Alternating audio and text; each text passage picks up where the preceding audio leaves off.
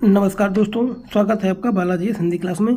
तो प्यारे दोस्तों, इस क्लास में हम SCERT जो बिहार की 9th क्लास की बुक है उसका अध्ययन कर रहे हैं, क्योंकि इस बुक से TRE 1 में, TRE 2 में, TRE 3 में बहुत सारे क्वेश्चंस बने हैं सीधे सीधे एग्ज़ाम में हूबहू लाइन SCERT की उठा के दे दिया है। तो इसलिए कक्षा 9 की क्लास की बुक है ज्योग्राफी की। ये आपका छठा टॉपिक है आज का, पॉपुलेशन यानी जनसंख्या का। इससे 1 to 5, 6 to 8 और TGT PGT लेवल के क्वेश्चंस बने हुए हैं। तो चलिए प्रारंभ करते हैं, इसकी लाइन बाय लाइन पढ़ते हैं और इसको अगर आप कंप्लीट कर लोगे तो निश्चय ही आपके बहुत सारे क्वेश्चंस आपके सही हो जाएंगे। तो चलिए, पहला है, ये पढ़ते हैं। किसी भी देश की आर्थिक विकास मुख्यतः दो बातों पर निर्भर करता है, प्राकृतिक संसाधन एवं मानवीय संसाधन। आर्थिक विकास में सबसे महत्वपूर्ण योगदान मानवीय संसाधनों का है, अर्थात जनसंख्या का है, जो कि जनसंख्या आर्थिक विकास का साधन नहीं है, साध्य भी है। मानव संसाधनों का निर्माण एवं उपयोग करते हैं, वह स्वयं भी विभिन्न गुणों वाले संसाधन होते हैं। जनसंख्या अथवा मानवीय प्रयत्नों के अभाव में किसी भी प्रकार के आर्थिक वस्तुओं तथा सेवाओं का उत्पादन संभव नहीं है। इस प्रकार कहा जा सकता है कि किसी देश का वास्तविक स्वरूप उस देश की भूमि अथवा जलाशयों या खदानों में, पशुओं अथवा धन दौलत में नहीं, वरन उस देश के स्वच्छ एवं सुखी पुरुषों, बच्चों एवं स्त्रियों में निहित है। भारत में जनसंख्या का आकार एवं वृद्धि बेहद भयावह है, इसे जनसंख्या विस्फोट कहा जा सकता है। इस जनसंख्या विस्फोट ने देश की समस्त विकास योजनाओं को प्रभावित किया है। मानव पृथ्वी के संसाधनों का उत्पादन एवं उपयोग करता है, इसलिए यह जानना आवश्यक है कि एक देश में कितने लोग निवास करते हैं तथा उनकी कौन कौन सी विशेषताएं हैं। हमारे देश की जनसंख्या से संबंधित जानकारी हमें। अगला है, बच्चों तुम बढ़ती जनसंख्या के अंग हो। आज हम जनसंख्या से जुड़े 3 बिंदुओं को देखते हैं: जनसंख्या का आकार एवं वितरण, जनसंख्या वृद्धि एवं जनसंख्या परिवर्तन का प्रक्रिया, और जनसंख्या के गुण एवं विशेषताएं। देखिए, ये लाइन बहुत इंपॉर्टेंट है, इससे क्वेश्चन बने हैं और बनेंगे। 1 मार्च 2001 ईस्वी तक भारत की जनसंख्या कितनी थी? 102.8 करोड़ थी, जो कि विश्व के कुल जनसंख्या का 16.7% थी। ये करीब 103 करोड़ लोगों, भारत के 32.8 लाख वर्ग किलोमीटर विश्व की स्थलीय रूप का 2.4% के विशाल क्षेत्र में असमान रूप से वितरित हुए हैं। अब देखिए, जनगणना पढ़ लेते हैं। एक निश्चित समयांतराल की आधिकारिक गणना को जनसंख्या गणना कहते हैं। भारत में सबसे पहले 1872 ईस्वी में जनगणना की गई थी। सन 1881 में पहली बार संपूर्ण जनगणना की गई थी। उसी समय से प्रत्येक 10 वर्ष पर जनगणना होती है। भारतीय जनगणना सांख्यिकी, सामायिक तथ्यों एवं आर्थिक आंकड़ों का सबसे बृहद स्रोत है। आप अपने पुस्तकालय में जनगणना रिपोर्ट देख सकते हैं। अगला है, 2001 की जनगणना के अनुसार देश में सबसे अधिक जनसंख्या वाला राज्य उत्तर प्रदेश है।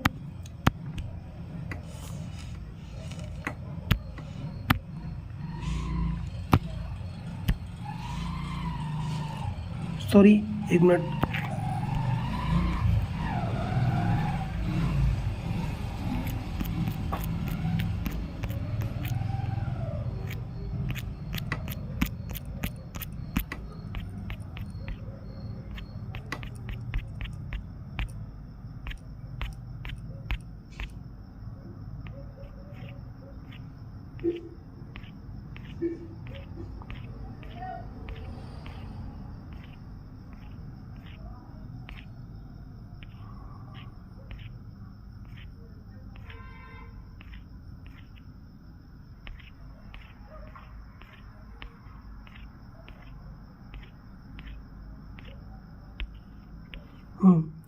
तो आगे दोस्तों, 2001 की जनगणना के अनुसार देश में सबसे अधिक जनसंख्या वाला राज्य उत्तर प्रदेश है, जहां कुल आबादी 116.60 करोड़ है दोस्तों।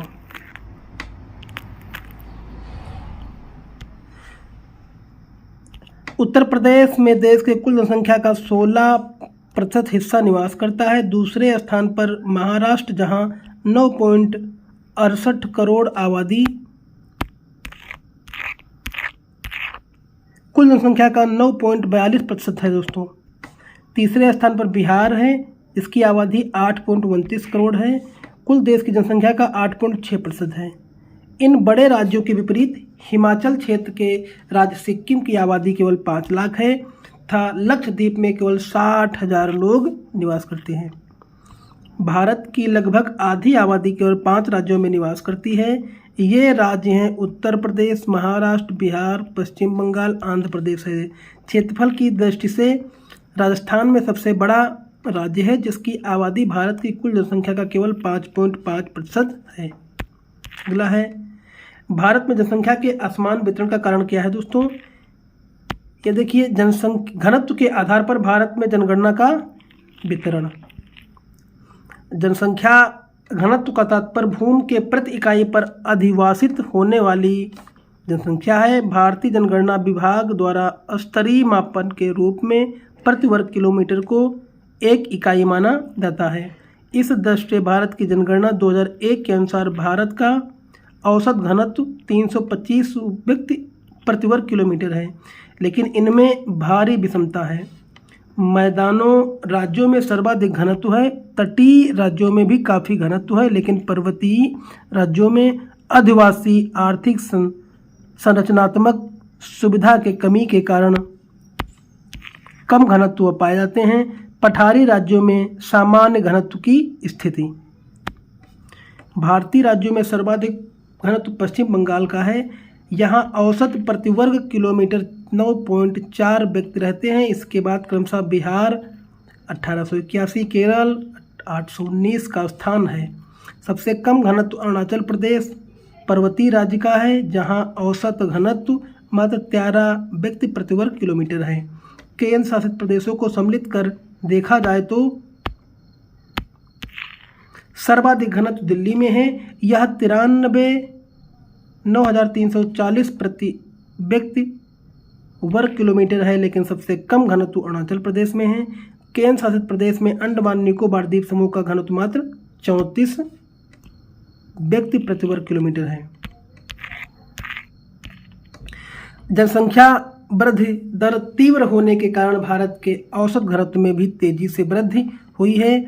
यह 1901 ईस्वी में मात्र 37 व्यक्ति वर्ग किलोमीटर था, जो 2001 में बढ़कर 325 व्यक्ति प्रति वर्ग किलोमीटर हो चुका है। अगला है दोस्तों, जनसंख्या वृद्धि। जनसंख्या वृद्धि का अर्थ होता है किसी विशेष अंतराल में, जैसे 10 वर्षों के भीतर किसी देश राज्य के निवासियों की जनसंख्या में परिवर्तन। इस प्रकार के परिवर्तन को 2 प्रकार व्यक्त किया जा सकता है। पहला सापेक्ष वृद्धि, दूसरा प्रति वर्ष होने वाले प्रतिशत परिवर्तन के द्वारा। प्रत्येक वर्ष एक दशक में बड़ी जनसंख्या कुल जनसंख्या का परिणाम है दोस्तों। पहले की जनसंख्या 1991 की जनसंख्या के बाद की जनसंख्या 2001 की जनसंख्या से घटाकर इसे प्राप्त किया जाता है। इसे निरपेक्ष वृद्धि कहा जाता है। जनसंख्या वृद्धि का दूसरा पहलू प्रतिवर्ष प्रतिशत में व्यक्त किया जाता है। जैसे प्रति वर्ष प्रतिशत वृद्धि की दर से का अर्थ है कि दिए हुए वर्ष के मूल्य जनसंख्या में प्रत्येक 100 व्यक्तियों में से 2 व्यक्तियों की वृद्धि में वार्षिक वृद्धि दर कहा जाता है। भारत की आबादी दोस्तों 1991 में 3,610 लाख से बढ़कर 2001 में 10,280 हो गई थी। सिर्फ 1921 में ऋणात्मक जनसंख्या वृद्धि रही थी। अब देखिए 1951 में कितनी जनसंख्या कुल जनसंख्या की थी?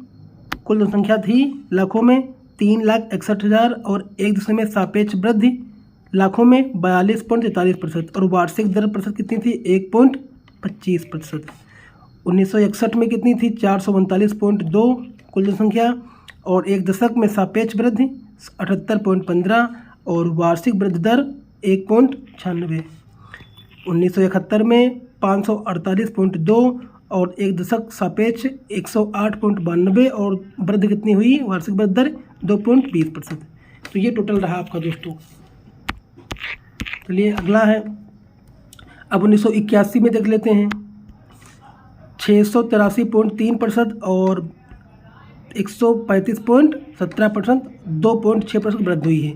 और वहीं के 91 में देख लेते हैं, ये आपका पूरा आंकड़ा इसमें दोस्तों दिया गया है, आप लोग पढ़ सकते हैं।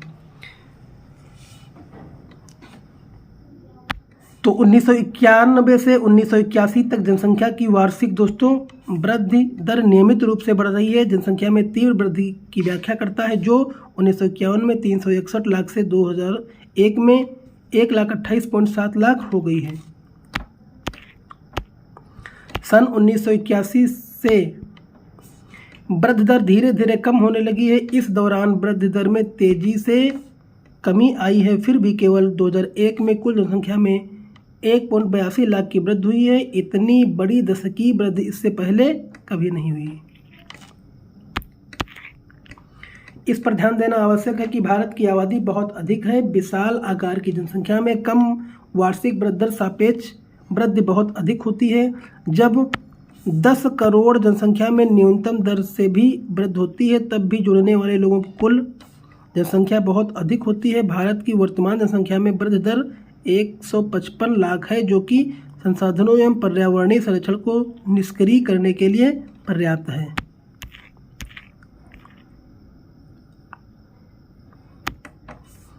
वृद्धि दर में कमी जन्म दर नियंत्रण के लिए किए जा रहे प्रयासों की सफलता को प्रदर्शित करता है। इसके बावजूद जनसंख्या की वृद्धि दर था 245 तक भारत चीन को पीछे छोड़ते हुए विश्व के सबसे अधिक आबादी वाला देश बन गया है। जनसंख्या में होने वाली परिवर्तन की तीव्र मुख्य कारण है जन्म दर, मृत्यु दर एवं प्रवास। जन्म दर एक मृत्यु दर के बीच का अंतर जनसंख्या की वास्तविक वृद्धि दर है। एक वर्ष में प्रति 1000 व्यक्तियों में जितने जीवित बच्चों का जन्म होता है उसे जन्म दर दोस्तों कहते हैं। यह वृद्धि का एक प्रमुख घटक है, क्योंकि भारत में हमेशा जन्म दर मृत्यु दर से अधिक रहा है। एक वर्ष में प्रति 1000 व्यक्तियों के मरने वाले की संख्या मृत्यु दर कही जाती है। और मृत्यु दर में तेज गिरावट भारत की जनसंख्या में वृद्धि की दर का प्रमुख कारण है। 1980 तक उच्च जन्म दर में धीमी गति से एवं मृत्यु दर में तीव्र गति से गिरावट के कारण जन्म दर तथा मृत्यु दर में काफ़ी बड़ा अंतर आ गया है। इसके कारण जनसंख्या वृद्धि विस्फोट हो गई है और 1981 से धीरे धीरे जन्म दर में भी गिरावट आना शुरू हुई है, जिसके परिणाम स्वरूप जनसंख्या वृद्धि दर में भी गिरावट आई है। इस परिवर्तन का प्रमुख कारण है पारिवारिक, राजनैतिक, प्रशासनिक, धार्मिक स्तर एवं नियोजित परिवार के प्रति जागरूकता। जनसंख्या वृद्धि का तीसरा घटक है प्रवास। लोगों का एक दूसरे के क्षेत्र में चले जाने को प्रवास कहते हैं। प्रवास आंतरिक एक जगह से दूसरे जगह, उत्तरी बिहार में बाढ़ विस्थापित क्षेत्रों का, या अंतर राज्य एक दूसरे से दूसरे राज्य में, या अंतर्राष्ट्रीय एक देश से दूसरे देश में हो सकता है। वर्तमान विश्व में 6 व्यक्तियों का एक भारतीय है। प्रत्येक 6 व्यक्तियों में एक भारतीय है। पिछले 10 वर्षों में 1991 से 2001 में भारत की जनसंख्या में प्रति वर्ष 1.82 करोड़ की वृद्धि हुई है। और वर्तमान समय में मुंबई, महाराष्ट्र की जनसंख्या ऑस्ट्रेलिया के कुल जनसंख्या से अधिक रही है। भारत की कुल जनसंख्या में प्रति मिनट 29 व्यक्तियों की वृद्धि हो रही है। आंतरिक प्रवास जनसंख्या के आकार में कोई परिवर्तन नहीं लाता है, लेकिन यह एक देश के भीतर जनसंख्या के वितरण को प्रभावित करता है। जनसंख्या वितरण एक उसके घटकों को व्यतीत करने में प्रवास को महत्वपूर्ण भूमिका होती है। अगला है, भारत में अधिकतर प्रवास ग्रामीणों क्षेत्र से शहरी क्षेत्र की ओर हो रहा है, क्योंकि ग्रामीण क्षेत्रों में अपकर्षण कारण प्रभावी होते हैं। वे ग्रामीण क्षेत्रों में गरीबों एवं बेरोजगारी की प्रतिकूल अवस्थाएं हैं तथा नगर का कर्षण प्रभाव रोजगार में वृद्धि एवं अच्छे जीवन स्तर को दर्शाता है।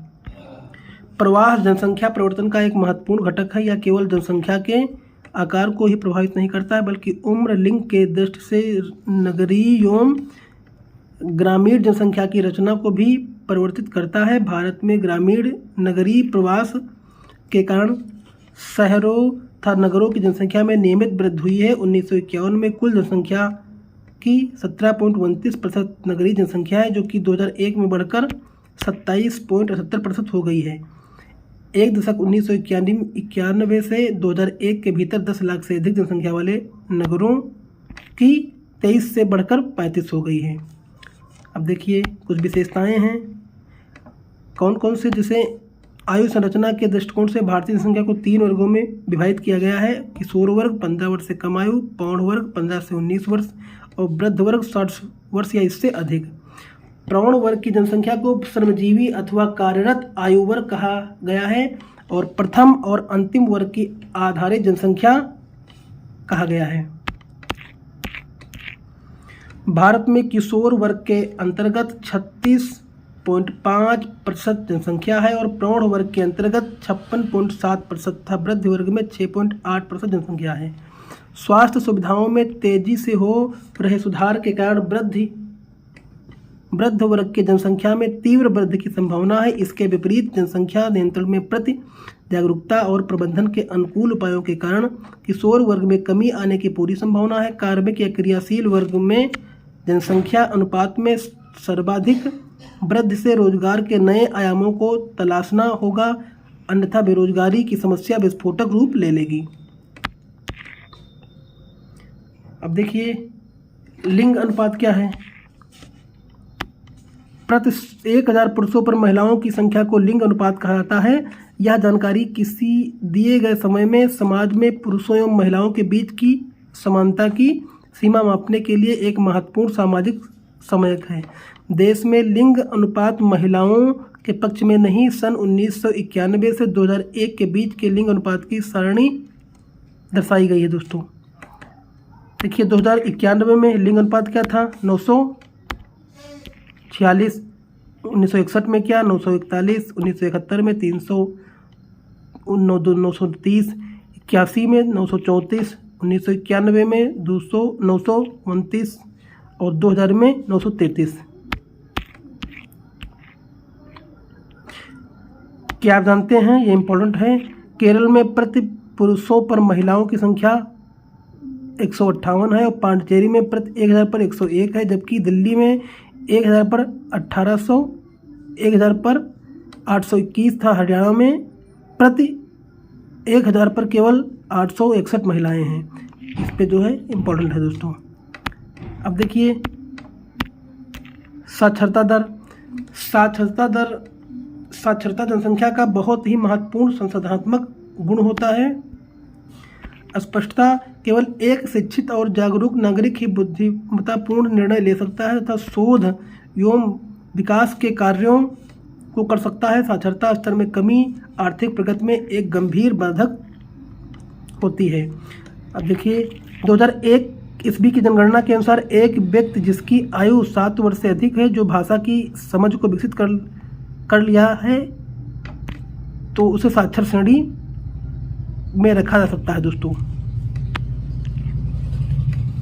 अगला है, भारत की साक्षरता के स्तर में धीरे धीरे सुधार हो रहा है और 2001 की जनगणना के अनुसार देश की साक्षरता 64.84% पुरुषों तथा 73% महिलाओं का 53.67% है। परंपरागत मान्यताओं के कारण महिलाओं की साक्षरता दर कम है, लेकिन इसमें तेजी से सुधार हो रहा है। व्यावसायिक संरचना, आर्थिक रूप से क्रियाशील जनसंख्या का प्रतिशत विकास का एक महत्वपूर्ण सूचक होता है। विभिन्न प्रकार के व्यवसायों के अनुसार किए गए जनसंख्या के कार्य वितरण के व्यावसायिक संरचना कहते हैं। व्यवसायों को सामान्यतः प्राथमिक, द्वितीयक और तृतीयक श्रेणी में वर्गीकृत किया गया है और प्राथमिक व्यवसाय के अंतर्गत कृषि, पशुपालन, वृक्षारोपण और मछली पालन तथा खनन जैसी क्रियाएं सम्मिलित हैं और द्वितीयक क्रियाकलापों में उत्पादन करने वाले उद्योग, भवन एवं अन्य निर्माण कार्य आते हैं। तृतीयक क्रियाकलापों में परिवहन, संचार, वाणिज्यिक, प्रशासन एवं विविध प्रकार की सेवाएं आती हैं। अब देखिए विकसित एवं विकासशील देशों में विभिन्न क्रियाकलापों में कार्य करने वाले लोग का अनुपात अलग अलग होता है और विकसित देशों में द्वितीयक एवं तृतीयक क्रियाकलापों में कार्य करने वाले लोगों की संख्या का अनुपात अधिक होता है। विकासशील देशों में प्राथमिक क्रियाकलापों में कार्यरत लोगों का अनुपात अधिक होता है। भारत में कुल जनसंख्या 64% भाग केवल कृषि कार्य में करता है और तृतीयक एवं तृतीयक क्षेत्रों में कार्यरत लोगों की संख्या का अनुपात क्रमशः 13 तथा 30% है। अब देख लेते हैं जनसंख्या वृद्धि के दुष्प्रभाव क्या क्या होते हैं। विस्फोट जनसंख्या वृद्धि के दुष्प्रभाव बहुआयामी होते हैं। स्वतंत्रता के बाद भारत के खाद्य उत्पादन, रोजगार के अवसरों और औद्योगिक संरचना में भारी वृद्धि हुई है, लेकिन इसके बावजूद बढ़ती जनसंख्या के ही कारण भारत विकास की इन ऊंचाइयों को विकसित राष्ट्र में तब्दील कर रहा सका। आज भी भारत में आधे से अधिक बच्चे कुपोषण के शिकार हैं। अभी भी प्रति व्यक्ति खाद्य उपलब्धता 450 ग्राम प्रति दिन के कम है। विश्व में सर्वाधिक निरक्षर और सर्वाधिक बेरोजगार भारत में ही हैं। निरक्षर और बेरोजगार का यह समूह स्वतंत्र भारत की विस्फोटक जनसंख्या वृद्धि का परिणाम है।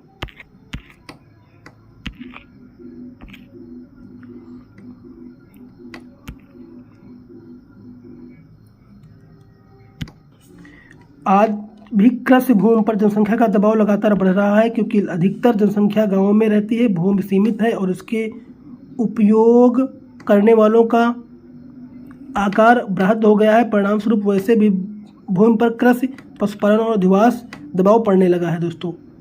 और ये इम्पोर्टेंट यहाँ है। अब देखिए यहाँ से हिमाचल के राज्यों में तीव्र जनसंख्या वृद्धि, पर्यटक, धार्मिक यात्राओं में वृद्धि था। उद्योग और नगरों के बढ़ते विकास के कारण जम्मू कश्मीर, हिमाचल प्रदेश, सिक्किम और राज्यों में 40% से भी कम भूमि वन, जबकि यहाँ 60% भूमि पर वन होने चाहिए।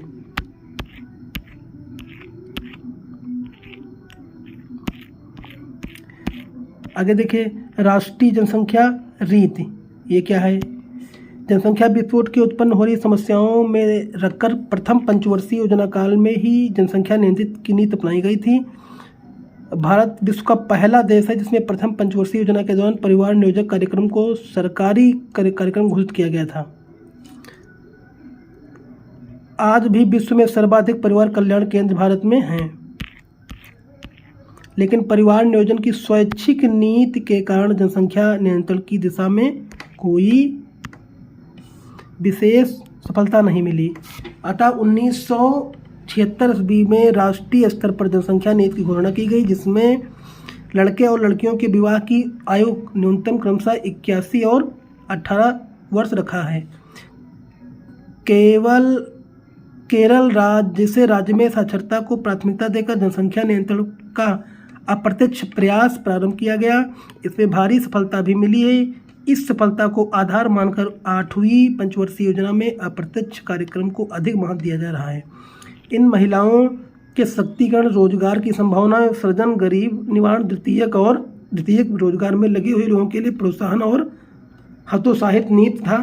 जनसंख्या के आधार पर 2026 ईस्वी तक लोकसभा, राज्यसभा और विधानसभा के सीटों में वृद्धि करने का निर्णय अधिक कारगर साबित हुआ है। और 2002 में जनसंख्या रीति में स्पष्ट किया गया है कि 2045 तक भारत की जनसंख्या स्थिर हो जाएगी। वस्तुतः भारत की जनसंख्या नीति छोटा परिवार सुखी परिवार नीति पर आधारित है। तो दोस्तों ये आपकी जनसंख्या रही। अगर वीडियो अच्छा लगा हो तो लाइक करिए, कमेंट करिए, चैनल को सब्सक्राइब कर लीजिए। धन्यवाद।